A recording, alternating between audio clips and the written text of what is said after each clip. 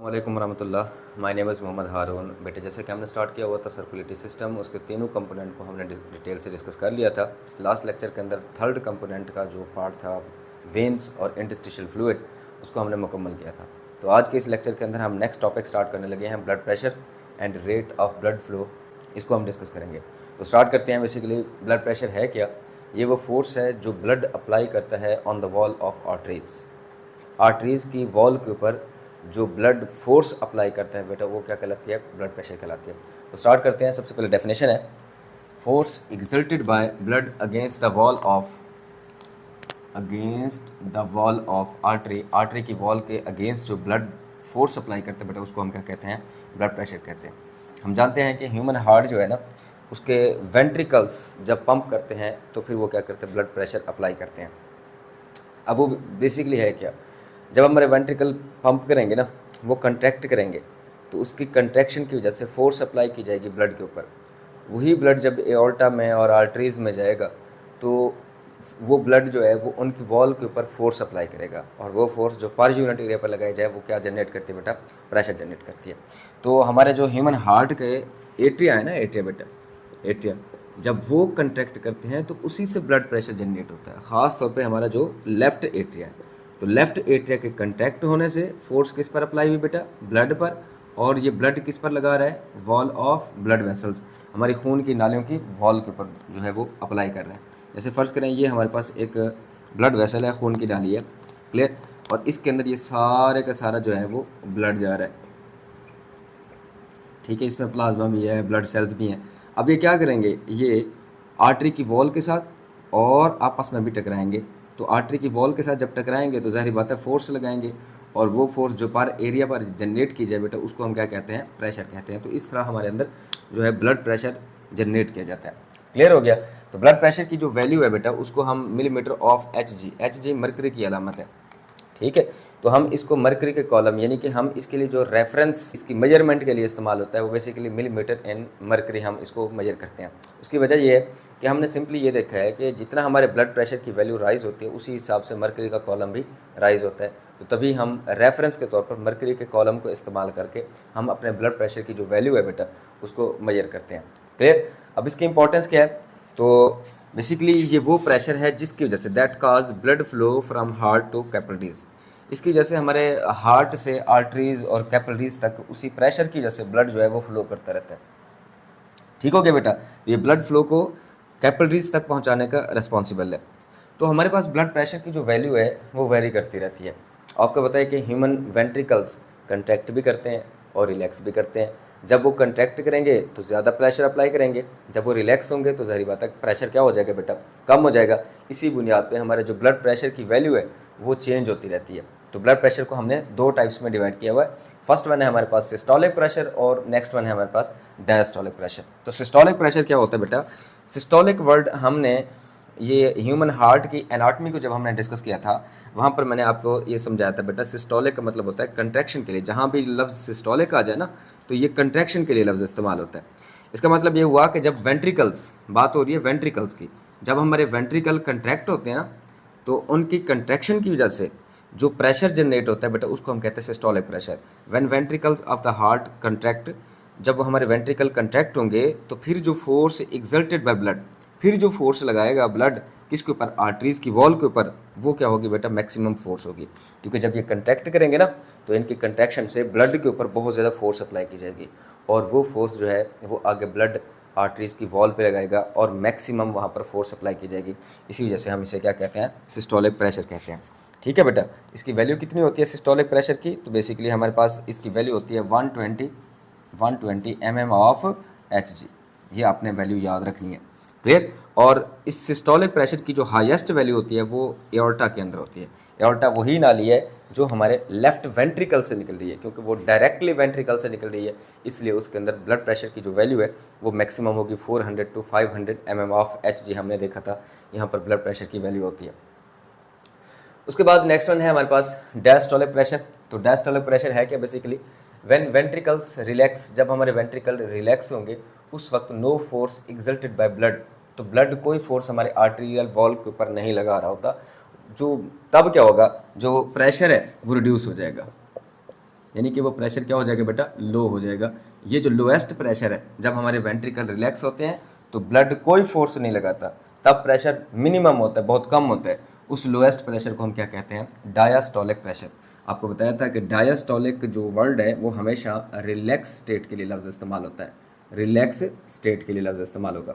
Clear. और कितना lowest pressure होता है बेटा, ये इसकी रेंज होती है 75 to 80 mm ऑफ Hg।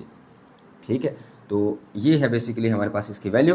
तो दोनों में ये शॉर्ट क्वेश्चन पूछा जाता है, डिफरेंस पूछा जाता है, या कंपैरिजन आपसे पूछ सकता है, या डिफरेंस पूछ सकता है, difference between systolic and diastolic pressure.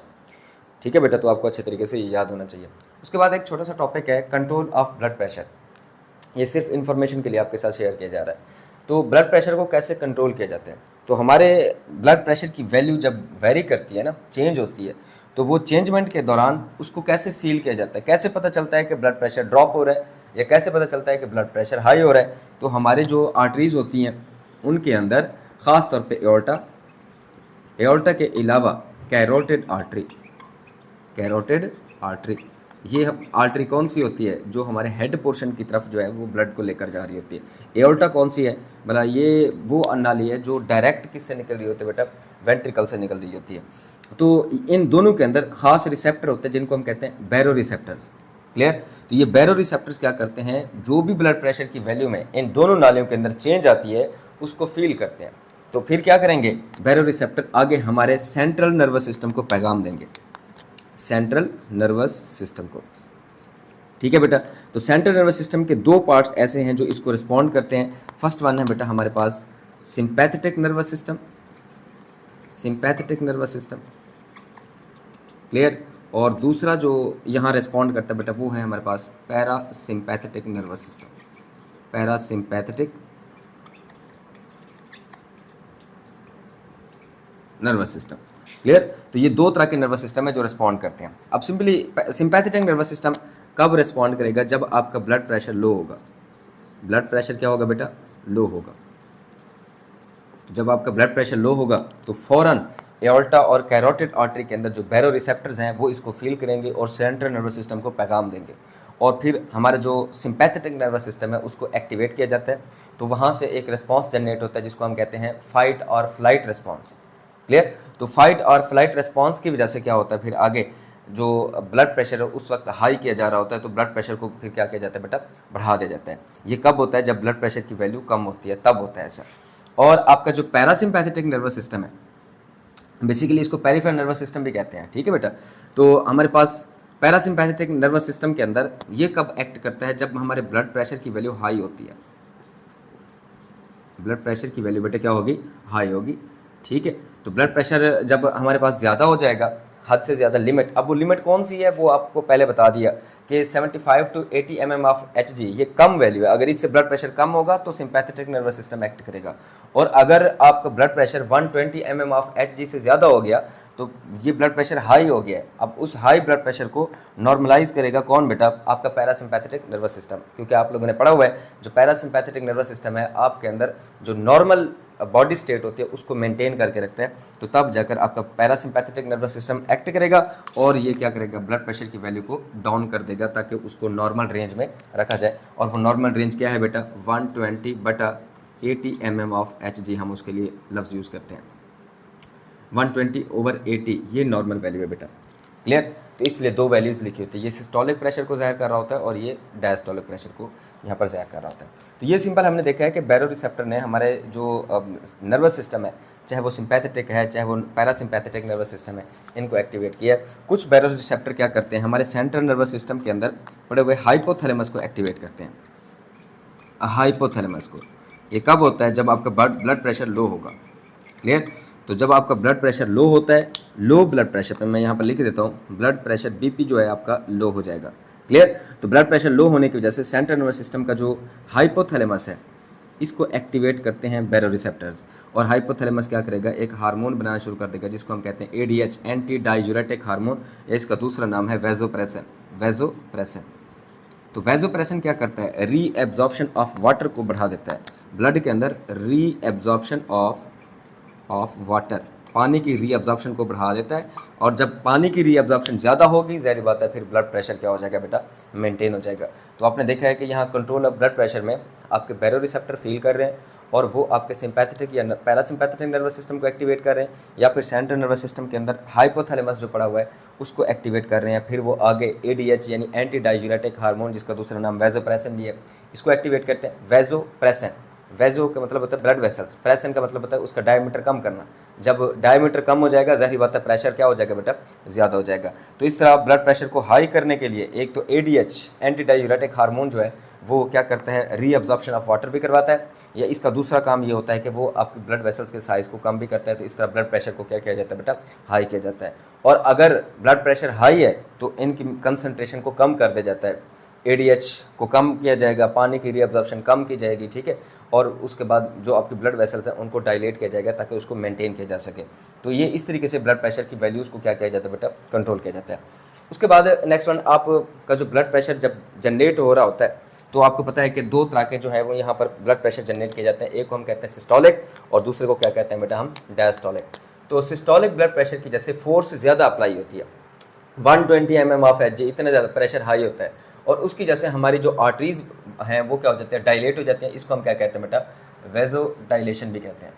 Clear. और उसके बाद जब डायस्टोलिक प्रेशर होता है, ब्लड प्रेशर होता है, खासतौर पे डायस्टोलिक ब्लड प्रेशर कितना था बेटा, 80 mm ऑफ एच जी। तो ये ब्लड प्रेशर बहुत कम होता है, और इससे क्या होता है हमारी जो वेसल्स हैं वो नॉर्मल अपने साइज़ में आ जाते हैं, इसलिए हम उसको कहते हैं वेजो कंस्ट्रिक्टर या वेजो कंस्ट्रिक्शन। तो बेसिकली ये हाई या लो प्रेशर की वजह से आपकी जो आर्टरीज़ हैं, ख़ासतौर पे ब्रेंकियल आर्टरी, वो ऐसे डायलेट करती है और साइज़ कम हो जाता है, डायलेट करती है और साइज़ कम हो जाता है, ठीक है। हाई ब्लड प्रेशर पे डायलेट कर लेंगी और लो ब्लड प्रेशर पे ऐसे साइज़ कम हो जाएगा। तो इस तरह रिदमिक जो कंट्रैक्शन और रिलैक्सेशन, डायलेशन हमें नज़र आ रही है, कंट्रैक्शन नज़र आ रही है, इससे पल्स पैदा होती है जिसको हम नब्ज़ कहते हैं। तो इसलिए आप आर्टरीज़ के अंदर जो है वो पल्स को फील कर सकते हैं। क्लियर। और वो पल्स हाई प्रेशर और लो प्रेशर की वजह से फील की जाती है। तो इसी वजह से जब ब्लड प्रेशर की वैल्यू मेजर की जा रही होती है ना, तो आपके यहाँ पर कफ लगाया जाता है, ठीक है, ब्रेंकियल आर्टरी की वजह से, क्योंकि इसकी जो पोजीशन है, बाजू की पोजीशन है, ये वाली पोजीशन, ये ह्यूमन हार्ट के बिल्कुल कंपैरिजन बिल्कुल आमने सामने है, बिल्कुल लेवल उसका सेम होता है, इसलिए यहाँ ब्लड प्रेशर की वैल्यू को हम सही तरीके से मेजर कर सकते हैं। ब्लड प्रेशर हमारी जो लोअर साइड्स हैं, जैसे जैसे लोअर साइड्स की तरफ ब्लड फ्लो करता है तो प्रेशर कम होना शुरू हो जाता है। अब वो हमारा जो ब्लड प्रेशर है वो कम क्यों होता है, वो basically due to friction between blood and the wall of blood vessels. Blood और खून की नालियों के दरमियान फ्रिक्शन या रगड़ की वजह से ब्लड की स्पीड कम हो जाती है, ब्लड का प्रेशर कम होना शुरू हो जाता है, और देखते देखते आर्टरीज और आर्टीरियोल्स जैसे डाउनवर्ड आप जाते हो तो सिस्टोलिक और डायस्टोलिक प्रेशर के दरमियान जो फ़र्क है वो गायब हो जाता है। तो इसलिए हम सही तरीके से ब्लड प्रेशर को वहाँ मेजर नहीं कर सकते। तो इसलिए बाजू के ऊपर जो है वो आप लोग लगाकर कफ ब्लड प्रेशर को मेजर कर रहे होते हो। क्लियर बेटा। तो उसके बाद नेक्स्ट टॉपिक है changes occur along route of blood flow. ये शॉर्ट क्वेश्चन के लिए अक्सर पूछा जाता है कि ब्लड फ्लो, जब आपके ब्लड जो है खून की नालियों में फ्लो कर रहा है तो चेंजेस क्या आकर होते हैं, वो तब्दीलियाँ क्या आ रही होती हैं। तो पहली चेंज इसमें से बेटा ये है कि difference between systolic and diastolic pressure continues to diminish, कि सिस्टोलिक और डायस्टोलिक प्रेशर के दरमियान जो फ़र्क है वो क्या हो जाता है, ऐसा ऐसा गायब हो जाता है जैसे जैसे ब्लड हमारा आगे फ्लो करता जाएगा, until it disappears in veins and capillaries. तो फिर ये हाई और लो प्रेशर के दरमियान जो फ़र्क था 120 और 80 का जो आप देख रहे हैं, ये मेजरमेंट हमें मिल रही है, ये जो डिफरेंस है ये ऐसा ऐसा डिसअपीयर हो जाता है, वेन्स में भी गायब हो जाता है, तो हाई और लो प्रेशर में फ़र्क नहीं रहेगा। और इसके अलावा जो हमारी कैपिलरीज हैं इनमें भी ये प्रेशर ख़त्म हो जाता है। इसको हम ग्राफिकली आगे समझते हैं। दूसरी क्या चेंज आती है, rate of blood flow tend to fall as blood move through branching arterioles and arteries. तो हमारे जो ब्लड है जब एओर्टा में जा रहा होता है, बड़ी बड़ी आर्टरीज में जा रहा होता है, तो उस वक्त तो रेट ऑफ ब्लड फ्लो ज़्यादा होता है, लेकिन जैसे ही ये बारीक होती है ना, आर्टरीज आगे आर्टीरियोल्स बनाती हैं, फिर उसके बाद कैपिलरीज बनती हैं, वेन्यूल्स बनती हैं, वेन्स बनती हैं। तो सिंपली ये है कि ब्लड की जो रेट ऑफ ब्लड फ्लो है, ब्लड के जो है फ्लो करने की स्पीड है, वो ऐसा ऐसा कम होना शुरू हो जाती है। वो कम होते होते जो आर्टरीज हैं और आर्टीरियोल्स हैं इनमें कम हो जाती है। फिर उसके बाद अगर हम बात करें जो हमारी कैपिलरीज हैं बेटा, तो कैपिलरीज के अंदर ऑलमोस्ट इसकी स्पीड बहुत डाउन हो जाती है, और ये आपको इसकी रीज़न बताई थी कि कैपिलरीज के अंदर ब्लड फ्लो की स्पीड इसलिए कम होती है क्योंकि एक्सचेंज ऑफ मटेरियल करना होता है। अगर जल्दी से ब्लड फ्लो कर गया तो एक्सचेंज ऑफ मटेरियल नहीं हो सकेगा, इसलिए ब्लड फ्लो को बहुत मिनिमम रखा जाता है कैपिलरीज के अंदर। फिर उसके बाद जो ब्लड फ्लो है वो वेन्स और वेन्यूल्स के अंदर दोबारा जो है वो बढ़ना शुरू हो जाता है।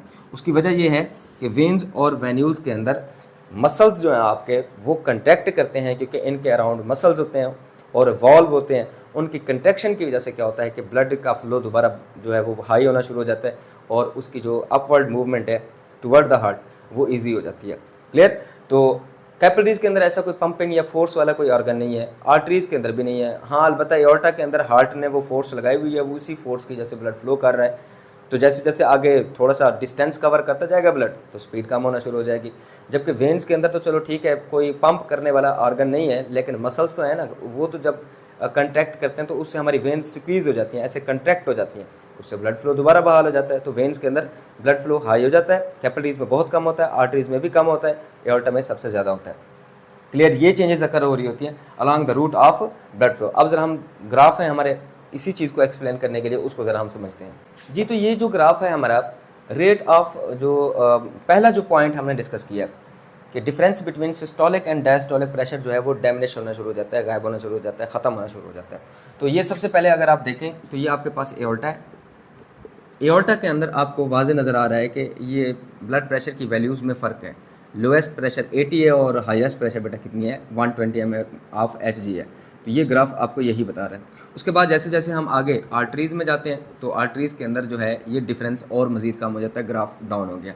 उसके बाद अगर हम कैपिलरीज़ की तरफ जाएँ, आर्टीरियोल्स की तरफ जाएँ, प्लस आर्टीरियोल्स की तरफ, तो ये गैप ना होने के बराबर रहता है। क्लियर? तो इस तरह आगे हम वेन्यूल्स और वेन्स और वेना केवा की तरफ जब चलते जाते हैं तो ये ब्लड प्रेशर के जो वैल्यूज़ के दरमियान फ़र्क है ये बिल्कुल ख़त्म हो जाता है। ठीक है? तो ये ग्राफ हमारे पहले पॉइंट को एक्सप्लेन कर रहा है कि हमारी जो एओर्टा है उसमें सिस्टोलिक और डायस्टोलिक प्रेशर के दरमियान सबसे ज़्यादा फ़र्क होता है। लेकिन जैसे जैसे आप आगे आर्टरीज़ और जो आर्टीरियोल्स हैं, कैपिलरीज़ हैं, वेन्यूल्स हैं और वेन्स हैं उनकी तरफ बढ़ते हैं तो सिस्टोलिक और डायस्टोलिक प्रेशर के दरमियान फ़र्क बिल्कुल गायब हो जाता है। इसलिए हम वहाँ पर मेजरमेंट नहीं कर सकते ब्लड प्रेशर की। क्लियर हो गया? तो ये ग्राफ आपको यही बता रहा है, इसलिए ये ग्राफ डाउनवर्ड आ रहा है कि डिफरेंस जो है वो कम होता जा रहा है। उसके बाद हमने पढ़ा है rate of blood flow tend to fall as blood move through branching arterioles and arteries. जैसे जैसे अब आगे नालियाँ बारीक होना शुरू हो जाती हैं, ब्लड फ्लो का जो रेट है वो कम होना शुरू हो जाता है। मैं आपको एक हिंट बताता हूँ जो आपको सिर्फ याद करने में आसानी पैदा करेगा। देखिए, रेट ऑफ ब्लड फ्लो, मैंने इसको RBF, rate of blood flow is inversely proportional to cross sectional area. Cross sectional area, सिर्फ इतना हिंट आप याद कर लो, काफ़ी हो जाएगा आपको ये ग्राफ एक्सप्लेन करने में। जैसे जैसे क्रॉस सेक्शनल एरिया बढ़ेगा रेट ऑफ ब्लड फ्लो कम होगा, क्रॉस सेक्शनल एरिया कम होगा, रेट ऑफ ब्लड फ्लो ज़्यादा होगा। अगर आप यहाँ पर देखें ना तो इस ग्राफ के अंदर ये जो हमें बड़ी सी नाली नज़र आ रही है जिसको हम क्या कहते हैं बेटा, एओर्टा कहते हैं। तो एओर्टा का अगर आप देखें यहाँ पर आपको वाज़े नज़र आ रहा है इसका क्रॉस सेक्शनल एरिया कम है। तो ये जो ग्राफ है ना, ये ग्रीन कलर में, ये क्रॉस सेक्शनल एरिया को ज़ाहिर कर रहा है। तो क्रॉस सेक्शनल एरिया क्या है बेटा, कम है। और ये रेड वाला जो ग्राफ है रेट ऑफ ब्लड फ्लो को बता रहा है कि एओर्टा के अंदर rate of blood flow maximum होगा। क्लियर हो गया? तो एओर्टा सबसे पहले है, एओर्टा का क्रॉस सेक्शनल एरिया ग्रीन में कम आ रहा है, ग्राफ नीचे से शुरू हो रहा है, लेकिन ये जो रेड कलर में है रेट ऑफ ब्लड फ्लो को बताता है। यहाँ पर आपका जो blood pressure, rate of blood flow की वैल्यू है एओर्टा के अंदर मैक्सिमम है। और वो वैसे हमारी बुक के अंदर वैल्यू तो नहीं लिखी हुई, लेकिन हम इसको सिंपली रफली हम ऐसे समझते हैं 30 सेंटीमीटर पर सेकेंड ये स्पीड होती है। क्लियर? उसके बाद एओर्टा से आगे जो ब्रांचिंग होती है उसको हम आर्टरीज कहते हैं। तो आप देख रहे हैं आर्टरीज का जो ये डायमीटर है या जो क्रॉस सेक्शनल एरिया ये इंक्रीज हो गया, ये आर्टरीज है हमारे पास। तो आर्टरीज के अंदर जो क्रॉस सेक्शनल एरिया है ये ग्राफ बता रहा है कि ये बढ़ता जा रहा है, लेकिन रेट ऑफ ब्लड फ्लो का जो ग्राफ है वो डाउनवर्ड जाना शुरू हो गया कि ब्लड फ्लो का जो रेट है, स्पीड है, वो कम होना शुरू हो जाएगी। उसके बाद आगे हमारे पास आर्टीरियोल्स हैं। ये आर्टीरियोल्स में मज़ीद जो है वो क्रॉस सेक्शनल एरिया बढ़ गया, ये ग्राफ और मज़ीद हाई हो गया। तो फिर उसके बाद रेट ऑफ ब्लड फ्लो मज़ीद जो है वो डाउन होना शुरू हो गया। ठीक है? और कैपिलरीज की तरफ अगर हम जाएँ तो यहाँ पर क्रॉस सेक्शनल एरिया मज़ीद बढ़ गया है, ये ग्राफ यही ज़ाहिर कर रहा है। आप देख रहे हैं उनके अंदर ब्लड फ्लो का जो ग्राफ है बिल्कुल डाउन चला गया, यहाँ रेट ऑफ ब्लड फ्लो बहुत कम होता है। तो कैपिलरीज के अंदर तकरीबन 0.2 सेंटीमीटर पर सेकंड के हिसाब से यहाँ पर जो ब्लड है वो फ्लो कर रहा होता है। क्लियर? उसके बाद जैसे जैसे हम आगे वेन्यूल्स में जाएंगे क्रॉस सेक्शनल एरिया मज़ीद कम होगा, तो इसलिए क्रॉस सेक्शनल एरिया का जो ग्राफ है ये डाउनवर्ड आ रहा है कि क्रॉस सेक्शनल एरिया कम होता जा रहा है। और यहाँ ब्लड फ्लो का जो ग्राफ है वो बढ़ना शुरू हो गया, ये ऊपर की तरफ आना शुरू हो गया। और उसके बाद वेन्स और वेना केवा की तरफ जाते हैं तो फिर मज़ीद क्रॉस सेक्शनल एरिया जो है वो कम होता है और ब्लड फ्लो ज़्यादा हो जाता है, क्रॉस सेक्शनल एरिया ये कम है। यानी कि ये ग्राफ आपको ये बता रहा है कंपैरिजन में कि जैसे जैसे आपके क्रॉस सेक्शनल एरिया कम होता जा रहा है, ब्लड फ्लो ज़्यादा होता जा रहा है, क्रॉस सेक्शन एरिया ज़्यादा होता जा रहा है, ब्लड फ्लो कम होना शुरू हो गया। ये ग्राफ बहुत अहम था, इसको आप लोगों ने अच्छे तरीके से याद करना है। तो ये आज का हमारा टॉपिक था जिसमें हमने blood pressure and rate of blood flow को अच्छे तरीके से डिस्कस किया। होप सो आप लोगों को ये लेक्चर पसंद आया होगा। इंशाल्लाह नेक्स्ट लेक्चर के अंदर हम जो डिफरेंट तरह के डिसऑर्डर्स दिए हुए हैं उनको हम डिस्कस करेंगे। आज के लिए बस इतना ही है, इजाज़त दीजिए, अल्लाह हाफ़िज़।